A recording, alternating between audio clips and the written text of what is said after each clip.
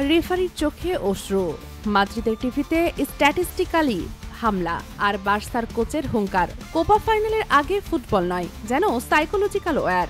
শেষ মুহূর্তে কে জিতবে মেন্টাল গেম।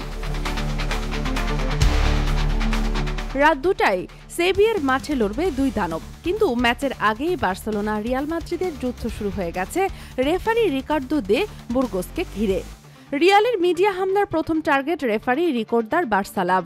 আর এমটিভির দাবি এই রেফারির হাতে বার্সার জয় 81% এবং রিয়ালের মাত্র 64%।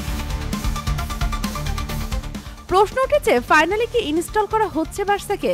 সমালোচনার জবাব দিতে গিয়ে কেঁদে ফেললেন রেফারি রিকার্দো। স্কুলে তার ছেলেকে তোমার বাবা চোর বলা হচ্ছে। মাদ্রিদের ফ্যানদের ট্রোলিং এর মানসিক চাপে ভুগছে পরিবার, কিন্তু রিয়ালের জবাব, সত্যি বললে অপরাধ। রেফারি বদলের দাবি উপেক্ষা করায় ফাইনালের আগেই বয়কট শুরু করেছে রিয়াল। প্রেস কনফারেন্স, প্র্যাকটিস বাতিল আর হুমকি দিয়েছে ভিএআর রেফারি ফোর্টেস। আর এমটিভির বিরুদ্ধে লিগ্যাল অ্যাকশন।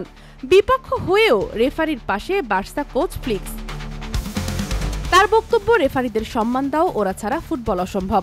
মাদ্রিদের সাইকোলজিক্যাল গেমকে নিউট্রালাইজ করতে চাইছে বার্সা। রেফারি বিতর্ক, মানসিক যুদ্ধ আর ফ্যানদের রাগ। ট্রফির চেয়ে বড় হয়ে উঠেছে নেশা।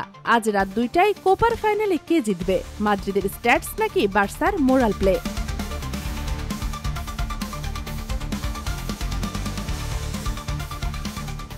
Sheikh Masuma, daily our Bangladesh.